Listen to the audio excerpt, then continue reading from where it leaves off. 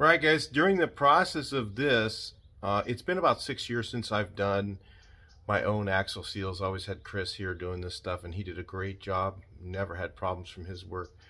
This was actually done by someone else. It wasn't done by me either. And I learned something that I'll show you at the end of the video. So be sure, if you've got axle seals, to watch the whole video, because this is really easy to get wrong. The way it was designed originally with the slinger in here, you might have the slinger rub on your seal. So be sure to watch the whole video. I realized that I forgot that that happens. Learn from my mistakes. All right, guys, I'm going to show you guys how to set up these axle seals on the bus and bug. Both are very similar. There's some differences. We're going to talk about what they are and things that can go wrong. If you do it wrong, of course, it's going to leak. And they're common for having leaks, partly because people do them wrong, partly because they just, for some reason, don't last that long. I didn't do these last time. Somebody else did. I could tell because the color of the silicone I would never use. So let's take a look in what happened with the old one first. And you can kind of see why it leaked. So the drum was loose, so that will cause a leak as well. If your brake drum is loose, if you don't have your axle nuts tight, it will come off. But I think that happened because of this reason right here. The O-ring they used was not the right, probably not the right one. And what happened is when it tightened up on the O-ring, and then as it drove it a little while, the O-ring got more and more smashed, and it overrode the lip here. So if you can kind of see, this is kind of what happens here. Let's look up closer. So not only does the axle seal itself start to leak, but the O-ring between here and the shaft, this is a very common problem that this happens. So one of the ways to prevent this from happening, if you can see it fills up that whole groove, and then it kind of spills over a little bit. And I think what was happening is the drum was tight, and then what happens is little by little that O-ring seated into the thing a little bit more, and then the drum became loose, because I know that we didn't not tighten the drum. I know for sure that we don't do that. The reason this happened is because you see the shape of this O-ring, the new one. It's kind of oblong shaped. They're not just flat. They're supposed to go into that groove, and if you don't have the correct size O-ring on here, it's gonna leak. So here's how it's normally done. The first thing you want to do is look at your Bentley. So I just happen to have it open to the right page. You can always pause the video, take a look at that. But if you see here, if you have a bug, there's this O-ring. On a bus, there's no groove for it. You can see in the picture here, you can see in the picture there's a little groove going around. That's for the large O-ring. So on a bug, some of them have the large O-ring, some don't. Buses don't normally, some might. If you get a late model bus, I'm not sure. I don't know every year and every model and all that stuff. I don't remember it all. But if you remember, you have a spacer here with number 5. You can just look at your axle shaft, your inner spacer. It needs to be there on your bug. Bus doesn't have it. Oh, it might, but I don't know. I didn't take it apart that far. Your bearing, then you have a flat washer. On mine, the flat washer was missing. It needs to be there. So this little washer number 7 right here, that needs to be there.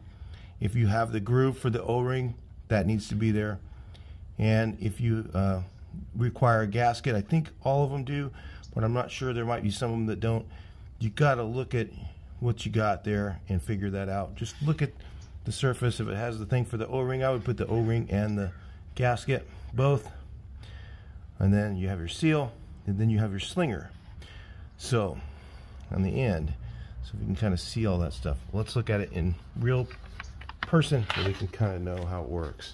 So your kit only comes with one of these here this goes on first, okay? Then your O-ring. We'll slide the O-ring on. Let me do that off camera. So it goes like that. The O-ring, it goes against the washer. They had it against the bearing, and it'll wear into that bearing a little bit, and sometimes the heat from that will cause it to leak. A lot of the common leaks on these are leaking through the splines here. Come out the nut. That's the most common thing because of this washer not being there or the O-ring not being the correct one. That's why you want a German kit. We're going to put the gasket on here. Make sure the hole is all punched out on the bottom. What that's for is that if your axle seal starts to leak, instead of it leaking onto the brakes, there's a little drain hole. We'll go look at that piece. There's a little drain hole so that it doesn't leak. You always want to make sure both surfaces of the gasket, all this area is clean, okay? Clean and dry is the key to no leaks. So that diagram was for a bug, but I believe the bus, you have two of these gaskets, one for either side of the backing plate. If you're wondering what the second gasket is, they give you the same kit for both. I'm not going to disassemble that part. They use silicone. Normally silicone will work, but you got to make sure if you use silicone on this that that you make sure that that hole doesn't get plugged if you don't want it to wipe out your brakes. If it does, if it gets plugged up, it's not that big a deal. It'll just do this here, get your brakes all dirty, which normally you should always replace them. We're not doing that today. We're just going to go ahead and clean them up. I got most of my stopping powers in the front. I got disc brakes up there, so we're good. And oil the O-ring so that it doesn't want to, get crooked or something like that. A little bit of oil on there. All O-rings, you always oil them a little bit. That helps. Clean and dry for gaskets. A little bit of oil for O-rings. If it's oil that it's sealing, if it's coolant, use coolant to seal it. If you're doing coolant O-rings, that's a general rule for mechanics. So then this thing goes on here with this part in. Okay, now when we tighten that brake drum down, that's going to smash that O-ring. So I always put the drum on first and then add the oil. Again, on a bug, what I'll do usually is I'll have the car tilted. I'll jack up this side of it so that the oil won't keep running down the axle while I'm trying to clean this and keep that clean and dry.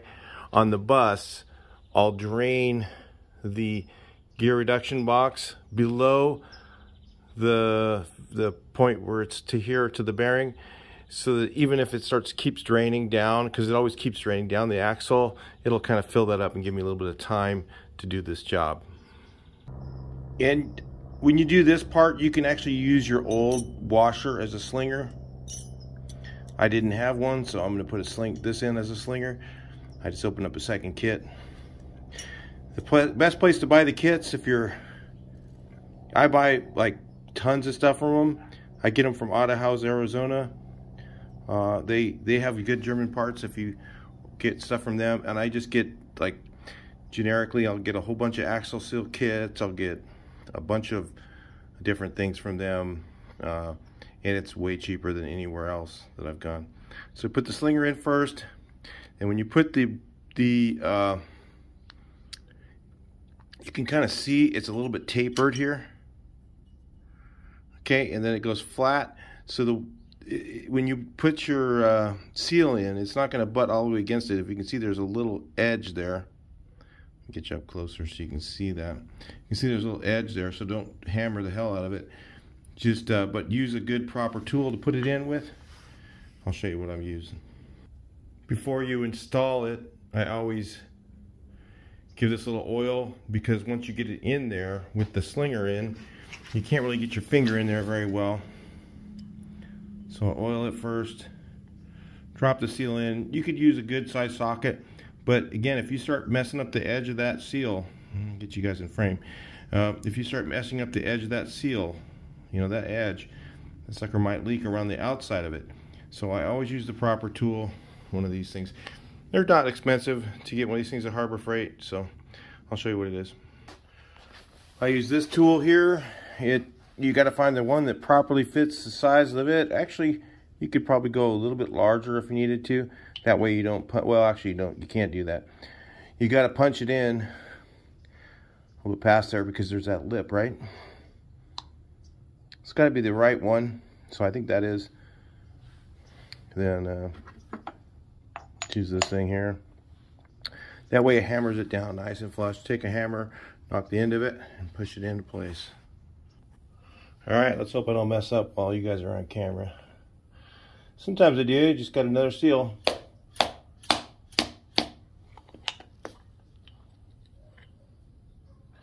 Everybody makes mistakes. I think I need the smaller one.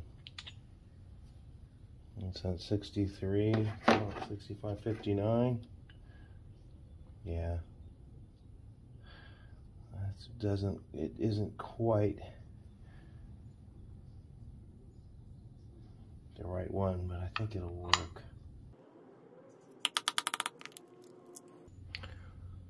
Okay. Actually, does this one? No, it doesn't. Yeah. It shouldn't come out. Usually you have to put that in first. Like I said, if you don't have one of these in there, it's not a big deal. Okay. This is just a slinger that if it starts to leak, it'll force the oil down that little hole. It'll come out there. So if you don't have all the parts, this is the one to leave out. Okay.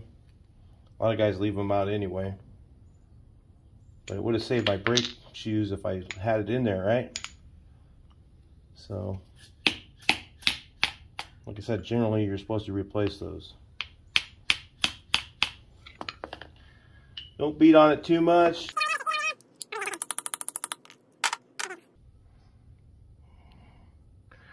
Even all the way around, if it's crooked, it'll leak.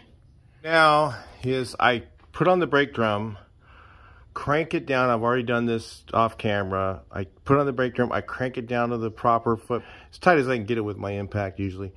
And then you got to check, if you did all your homework right, your slinger shouldn't rub against the hub. So it's really a tight tolerance. So a lot of guys don't run these slingers because of this reason right here. So you'll find when you put this all together that you got to kind of check this and make sure that the slinger is not rubbing against the hub. Okay.